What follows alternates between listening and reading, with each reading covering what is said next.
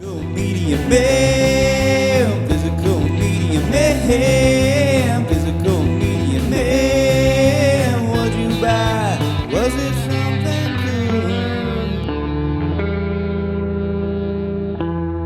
good?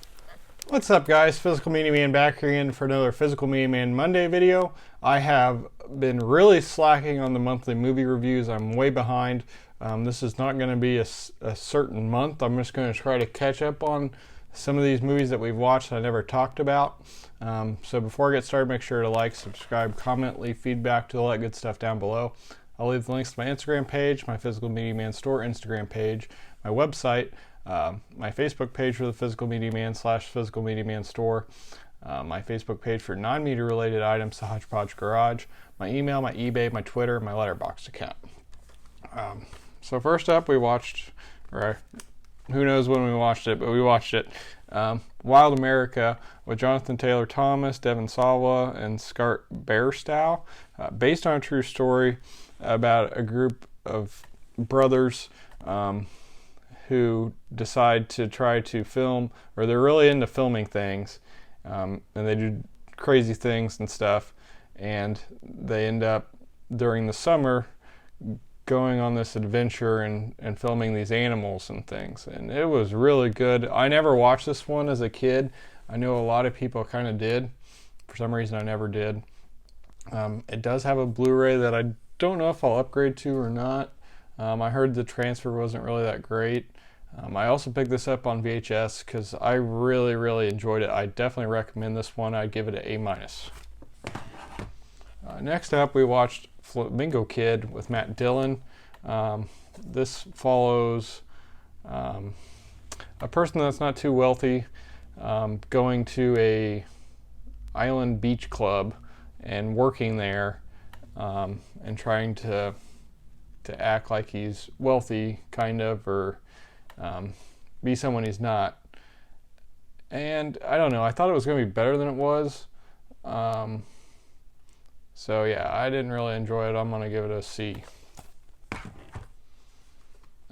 We also watched Before Sunrise. This is the first of the Before trilogy, which I've recently picked up on Blu-ray, the Criterion version. The movies are set like 9 or 10 years apart. So these two people, it's directed by Richard Linklater, and they meet each other in Europe, and they only have a night together, and it's pretty enjoyable. So yeah, I definitely recommend this one. I'd give it a B+. I think this has been a year since I've watched this. Was watching it before or during the Criterion sale to see if I wanted to upgrade. Directed by Michael Mann, starring James Caan. We got The Thief. So he's a professional thief, and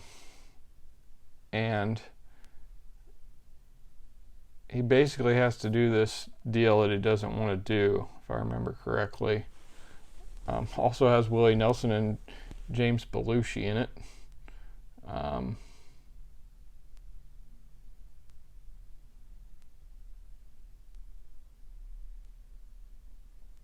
I don't know. I just didn't like it as much as I thought it was going to. I don't know if I had too high expectations, but I would give it a C+. Next up, really enjoyed this one. We got Mystic Pizza with Julia Roberts. Also has Vincent D'Onofrio in it. Follows a group of friends that work at Mystic Pizza, which is actually a pizza restaurant in Maine or somewhere around there. And it's just kind of a somewhat coming of age / they're trying to figure out things. But I like this one a lot. I actually upgraded to Blu-ray, and I would give it a B+. Also watched Dillinger. This is the Arrow video release. Warren Oates, I believe, plays John Dillinger. It also has Richard Dreyfuss playing Pretty Boy Floyd. Harry Dean Stanton's in it. I think a lot of the negative things about this were it wasn't historically accurate, but from what I read and looked up, it looked like it was pretty historically accurate. There might have been one thing or two at the most that were different, but I really enjoyed this. It's 107 minutes. So yeah, I definitely recommend this one, especially if you're into John Dillinger stuff. He's from Indiana, so I usually try to watch whatever I can of him, like Public Enemies, and definitely wanted to watch that. So yeah, I would give it a B plus as well. This is a revisit for me, Dirty Rotten Scoundrels with Michael Caine and Steve Martin. Follows two rival conmen, and it's just a lot of fun. I don't want to ruin anything. I think it wasn't as good, surprisingly, on the rewatch. There is one scene that just cracks me up every time. But yeah, I definitely recommend checking this one out, and I would give it a B. We watched Paddington 2. I really enjoy both of the Paddington movies. This one's really good as well. Hugh Grant's character is great in it. He wasn't in the first one. It just kind of starts up where the first one left off, and if you watch the first one, I definitely recommend checking this out. These movies are great. Giving it a B plus too. Next up, we watched another Criterion that I had bought probably last year or 2 years ago at the sale. This is Terrence Malick's film debut, starring Martin Sheen and Sissy Spacek. Badlands. Follows Martin Sheen, who's an older gentleman, or young 20s. He's out of high school for sure. And he has this thing for Sissy Spacek, who's definitely in high school or younger, probably just in high school. And it's his take on the Charles Starkweather killing spree of the late 1950s. So it starts out with him killing her dad on accident, and then kind of going on a killing spree. It wasn't awful. I know it was a good movie, I guess I would say. I like this a lot better than Days of Heaven, which we recently watched. That is also Terrence Malick. I'll be getting rid of both. If Days of Heaven was good, I probably would have kept both. So this one I definitely like more, but I definitely wouldn't probably rewatch it. I don't know, it just wasn't for me, but it was a good movie, so I'm going to give it a C+. We also watched The Meg with Jason Statham. This was a lot of fun. Also has Rainn Wilson in it.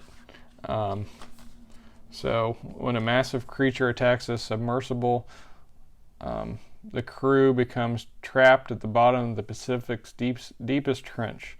To save them from the clutches of the Megalodon, a prehistoric 75-foot shark once believed to be extinct, a visionary oceanographer, played by Winston Chow, recruits expert rescue diver Jonas Taylor, played by Statham, teamed up with the oceanographer's daughter, Su Yin. Taylor must try to outwit the greatest predator alive, a killer he's faced once before. Had a lot of fun with this. Not the greatest movie, but from an enjoyment standpoint and everything, it's definitely enjoyable. So because of that, I'm going to give it a B-. But I liked it a lot, and I'll be keeping it. Revisited a Coen Brothers movie, Raising Arizona, with Nicolas Cage and Holly Hunter. Nicolas Cage plays a criminal who has and he marries Holly Hunter, who is a cop, and then he tries not to be a criminal anymore. And they try to have kids and they can't. So they become desperate, and I won't say much more than that, but it definitely was just as good as I remember, so I'm going to give it a B. Next up, we watched Bill and Ted's Excellent Adventure and Bill and Ted's Bogus Journey. remember really enjoying these when I was in high school, and still like them, but not as much as I did then. I don't know why. George Carlin plays, well, Bill and Ted are in high school, and they're in a band, or trying to be in a band, and they're not very smart at all, and they encounter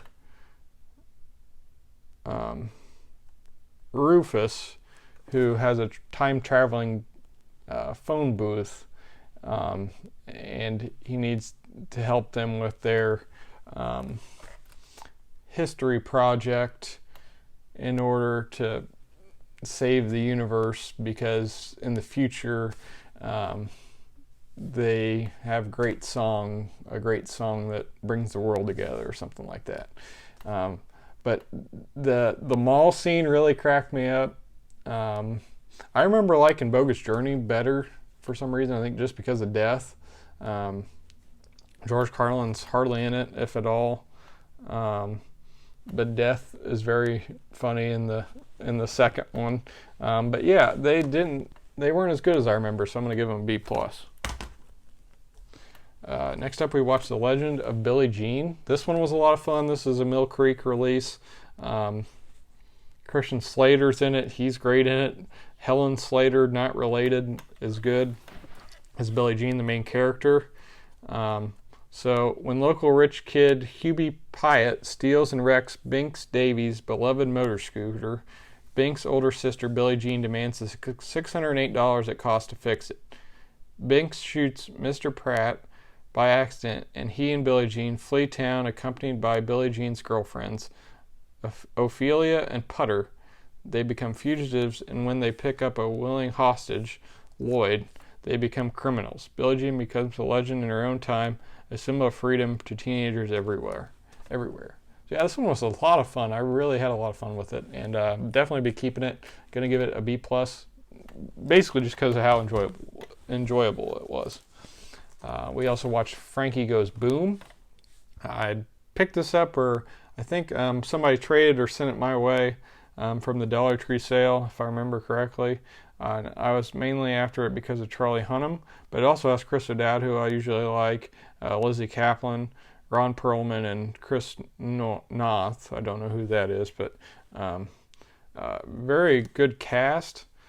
So for his whole life, Frank, who's played by Charlie Hunnam, has been tortured, embarrassed, and humiliated on film by his horrible brother, Bruce. When Bruce makes and uploads a video of a disastrous one-night stand of Frank's, the sex tape immediately becomes a viral hit, and things really hit the fan.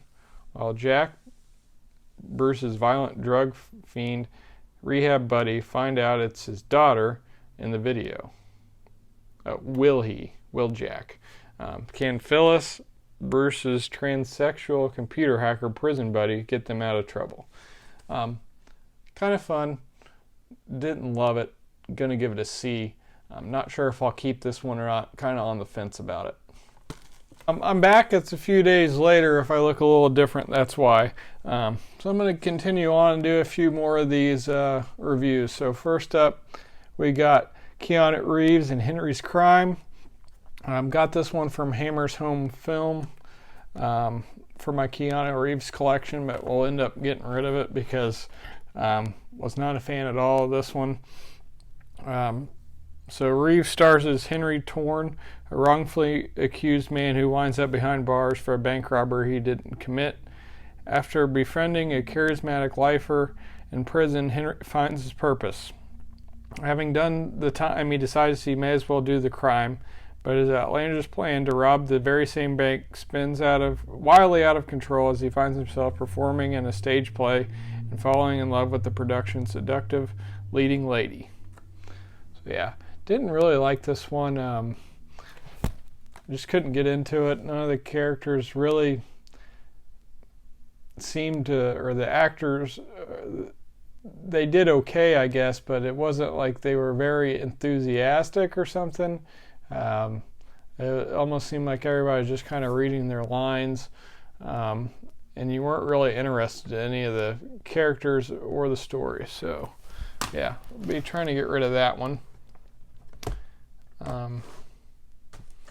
Next up, we watched Death Trap. Was trying to watch this because the Warner Archive 4 for $4 final sale. Kind of a very good film, directed by Sidney Lumet. Upgraded this one to Blu-ray. We didn't upgrade everything that we watched. Some of them we didn't care for too much, but this stars Michael Caine and Christopher Reeve. And it says, if you're a famed mystery playwright with a devastating string of recent flops, what would you do for a can't-miss thriller script? Beg for it, pay for it, pray for it, or kill for it. Basically, Michael Caine's the famed playwright, and he is the teacher for Christopher Reeve, who has this great script. And I don't want to ruin too much because it's a mystery, and I had a lot of fun with that one. I would give it a B+. Next up, from MVD Visual, we watched the documentary on the Bluebird Cafe in Nashville, Tennessee. I think they mostly have country artists there, but they might have some other. I think it's pretty well all, for the most part, country artists. But it says, discover the origin stories of megastars like Garth Brooks and Taylor Swift while following emerging singer-songwriters as they chase their dreams inside the Bluebird Cafe, Nashville's accidental landmark that has altered the course of music history. I enjoyed this quite a bit. I hopefully will be able to go to the Bluebird at some point and see some musical talent there, but this documentary is very interesting. I'm really into music. I like some country music, but it's probably one of my least favorite genres, but I do like some of it. So I definitely enjoyed this, and I recommend it if you're into music, especially country, or just want to know random things about music. This one was pretty good, so I give it a B+. We also watched Bombshell. Don't know how true or how exact the story is told, but it's great. Great job by the actresses and actors, as well as their performances are good. So I definitely recommend this one. The story's told well. It's got Charlize Theron, Nicole Kidman, and Margot Robbie and John Lithgow. And this provocative real story of three whip-smart, ambitious, strong women who anchored one of America's most powerful news networks and risked everything to stand up to the man who made them famous. I won't go too much into detail, but I definitely recommend checking this one out, regardless of what you think politically or anything about that type of thing. But definitely a good movie that I'm definitely going to be holding on to, so I'm going to give it a B. Watched the First Paddington, which also really enjoyed this one. They're pretty even on enjoyment, and the Paddington just cracks me up. I don't know, but I definitely recommend these if you haven't seen them. We also watched the Untouchables. This is the original to The Upside with Kevin Hart and Bryan Cranston. So when Driss, an ex-con from the projects, is hired to take care of an eccentric French aristocrat named Philippe, his newfound job quickly becomes an unpredictable adventure. Speeding a Maserati through Paris, seducing women, and paragliding over the Alps are just the beginning. As Driss turns the often humorous world of upper-class Parisian society upside down, as this unlikely duo overcomes adversity of every flavor in this true story, they also shatter their preconceptions of love, life, and each other. Based on the #1 international best-selling book, You Changed My Life. And I'd probably give this an A+. I plan on watching the Upside at some point, but I don't think it's going to be as good as this. It's just a very good film, great acting, and just a really good movie. So I definitely recommend this one. I think it's a top 50 at least movie on IMDb's top 250, and rightfully so. So if you haven't seen this, definitely check it out. I haven't really, I know I got this on eBay, but I don't think I've ever really seen it for sale anywhere, so it is kind of hard to track down. I don't know about streaming or anything like that, but if you're able to watch this one, I definitely recommend it. We watch movies with closed caption on a lot, just because sometimes people are hard to understand, or I just don't like to miss anything, so it didn't bother me with the subtitles on this one, but if it is in subtitles. We also watched Booksmart. It's a comedy movie that follows two friends that are high school students getting ready to graduate high school, and they just focused on their studies and didn't really do anything socially besides hang out with themselves. So it's like the last week or last day of school, and there's a party, and they decide to try to go to it and be more social, and there's funny things along the way of them trying to get to this party. It wasn't great, but I liked it. I'll give it a C+, and I'll probably keep it. Also watched Assault on Precinct 13, the John Carpenter original. It was good. I would actually say, which a lot of people might disagree with maybe, that the remake with Ethan Hawke and Lawrence Fishburne was more enjoyable. Maybe not as good of a movie or something like that. But it's been a long time since I've seen that as well. But this one I just didn't get into as much. I did like it though, and I'll definitely be keeping it because I'm trying to get all the John Carpenter films, the Scream Factory releases. So isolated and cut off from the city inside a soon-to-be-closed LA police station, a group of police officers and convicts must join forces to defend themselves against a gang called Street Thunder, who have taken a blood oath to kill someone trapped inside the precinct. So yeah, and it is 91 minutes. Maybe just the pacing was my issue, I don't know, because it seemed longer than 91 minutes. So I'm going to give it a B-. And like I said, I'll be holding on to it. It's definitely worth checking out. And I can't remember if it's Carpenter's first film or one of them, definitely one of them. But it was just kind of cool to see how his career started and that type of thing. And there's a lot of things that are used in other movies of his and stuff. And if you like John Carpenter, you'll probably like this one. We also watched Action Jackson before the Warner Archive sale, the final sale, and I think I actually bought this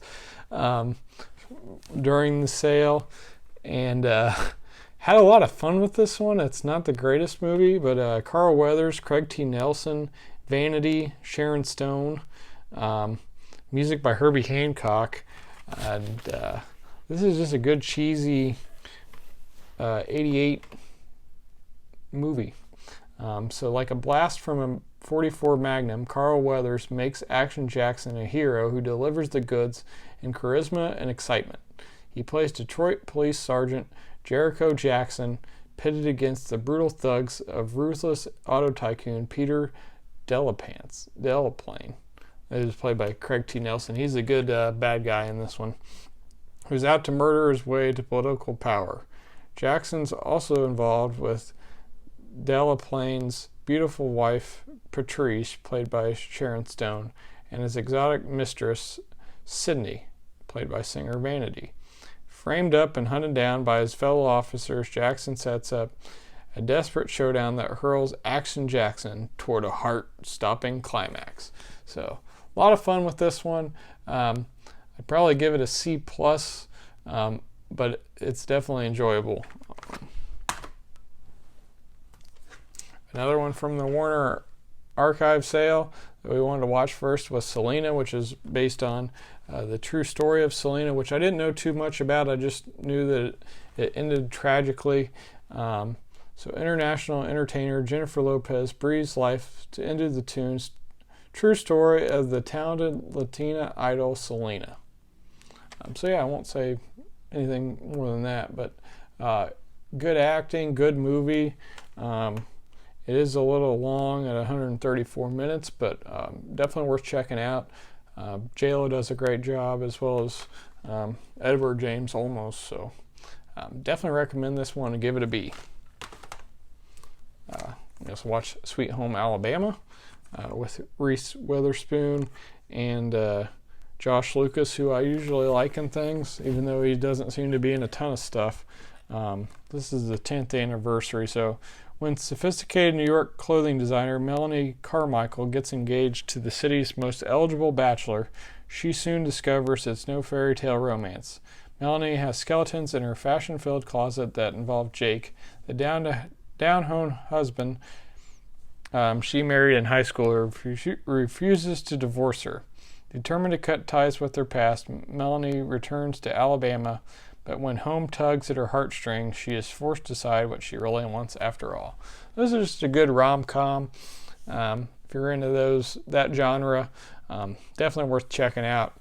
And I think I might have watched this in the theater, actually. I don't know. But I had definitely seen it before, and it's good on a rewatch, so definitely worth checking out. I'll give it a B. We also watched Encino Man. We're trying to watch something funny that night or something, and it's got Pauly Shore and Brendan Fraser, who I'm a big fan of. So, two high school buddies dig up a frozen caveman in their backyard. Once the living fossil thaws out, the friends figure he's their ticket to being cool. So it also stars Sean Astin, who's also very good in this, and I didn't remember him being in it. I think I'd only watched it one other time. But the plan backfires when the newcomer turns everyday life upside down, generating pre-hysterical craziness wherever he roams. A lot of fun with this one. I'll give it a B as well. A lot of B's and B pluses, but this movie is a lot of fun. Definitely recommend it if you haven't seen it. Yeah, so Vision Quest came out in '85.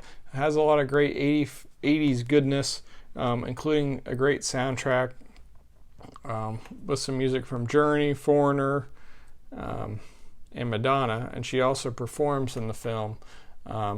So high school wrestler Loudon Swain is a man obsessed, trying to shed 23 pounds in a dangerously short time to take on Shoot, the undefeated tough as nails 168-pound champion who's the best wrestler in the state. Matthew Modine stars as the mop-headed student undeterred in his vision quest, until the day a sexy drifter threatens to pin Loudon in his dreams to the mat of unrequited love. So yeah, a lot of great 80s cheese to this one. I definitely recommend it. Had a lot of fun with it. I'll definitely be keeping it. I'm going to give it a B+. So yeah, those are quite a few reviews. I have some more to get through as well, and hopefully I'll get caught up on everything and then start doing the monthly movie reviews again. If you like this, please make sure to subscribe and leave comments or any suggestions or anything like that. I'll make sure to respond. So this is Physical Media Man signing off.